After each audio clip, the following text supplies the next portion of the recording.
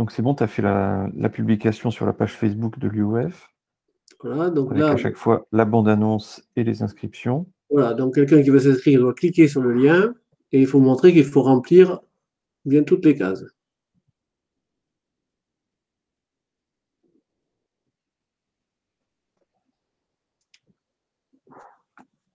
Demandons que les gens fassent bien attention à l'écriture de leur adresse email, car certains se trompent, soit carrément d'adresse email, soit font une faute de frappe, ce qui fait qu'on ne peut plus leur envoyer les liens pour se connecter aux visioconférences. Il y a une charte aussi de bon usage et cocher oui, mais il faut Exactement. d'abord avoir lu la charte, parce qu'elle demande des choses bien spécifiques sur le fait qu'il faut être adhérent de l'UFCOM France et aussi qu'il faut avoir une certaine façon de se comporter et aussi du bon usage du droit à l'image. On a une confirmation. Et là, les équipes prennent le relais pour vérifier si on est bien à jour des cotisations UOF pour pouvoir participer et être inscrit à la visio. Donc, c'est à chaque fois qu'il y a un nouvel inscrit, il apparaît et pour l'instant, nous avons ses coordonnées, nom, prénom, son numéro de souche, son club et sa région. Avec ceci, on va pouvoir vérifier. Donc, pour cela, c'est moi qui vais prendre le relais et qui vérifie dans le fichier des adhérents de l'UFCOM France avec le logiciel Ornitonet qui répertorie l'ensemble des adhérents à jour de cotisation. Là, Là, je tu le le vois. vois? Voilà. Donc, quand nous avons un nouvel adhérent, nous allons chercher dans éleveurs. Les éleveurs sont répertoriés par leur région d'adhésion et ceux qui sont adhérents directs. Donc, par exemple, on va chercher cet adhérent ici. Quand on clique sur le nom de l'adhérent, on voit effectivement ses coordonnées. Et ici, nous avons un onglet qui s'appelle cotisation.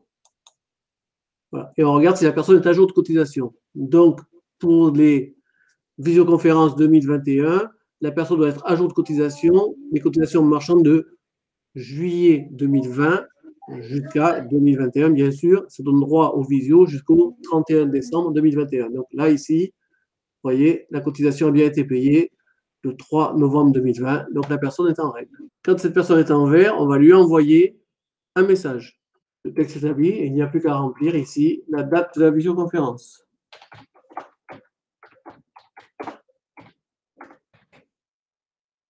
C'est des humains qui vérifient les choses. Donc, il peut y avoir un délai de quelques heures ou de 1 ou 2 jours entre l'inscription de l'adhérent et le fait qu'ils reçoivent comme quoi l'inscription a été prise en compte et validée.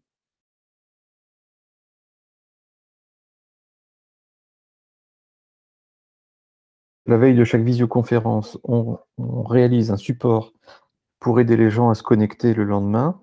Donc, ça, c'est à chaque fois le même modèle, mais évidemment, on va changer l'adresse de connexion, ainsi que le numéro de téléphone et le code, si les gens ne peuvent pas se connecter.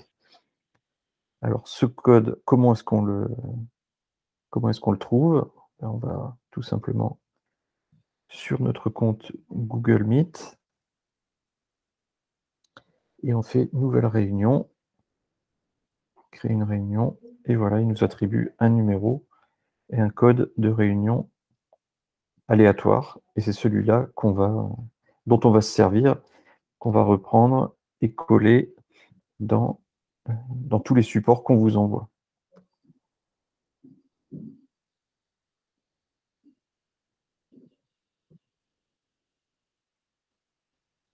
C'est ce qu'on reprend également dans les mails. Donc on prépare le mail en insérant la nouvelle adresse. On met la charte d'utilisation et la petite présentation qu'on vient de finaliser.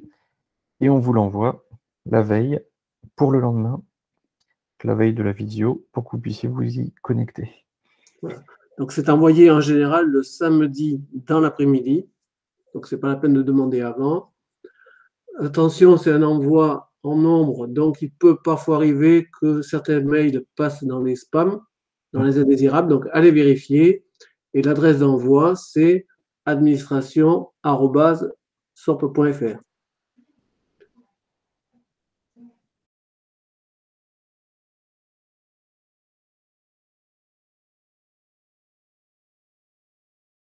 Pour fonctionner le dimanche matin, attendez bien 9h45, pas avant, puisqu'avant, la salle de réunion virtuelle, bien sûr, n'est toujours pas ouverte. Donc, ce n'est pas la peine d'essayer de vous connecter avant.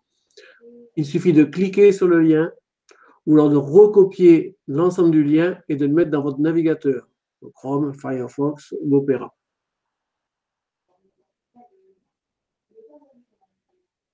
Et si vous n'avez pas accès tout de suite, c'est parce que la salle de réunion n'a pas été officiellement ouverte, parce que c'est l'administrateur qui donne l'ouverture. Donc ça peut être 9h44, 9h45, 9h46, ne vous affolez pas. Quand vous rentrez, vous devez vous identifier, si possible, avec votre nom, parce que quand il y a beaucoup de participants, les initiales ne suffisent pas, ou les surnoms ne sont pas non plus utiles.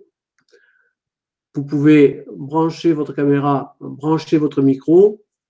Il y aura un moment de convivialité. Bonjour, j'arrive, je suis là, etc. En revanche, à partir du moment du démarrage de la visioconférence, on coupe l'ensemble des micros pour qu'il y ait seulement celui du présentateur, de l'intervenant qui fonctionne, sauf bien sûr au moment des échanges et des questions-réponses. Lors de la visioconférence du dimanche matin, l'ensemble est enregistré. Donc l'enregistrement commence légèrement avant 10 heures et se termine à la fin de la visioconférence. Donc l'ensemble est enregistré. C'est pour ça qu'il faut bien faire attention que vous avez donné votre accord en signant la charte à un droit à l'image. L'image peut être utilisée parce qu'après elle sera diffusée.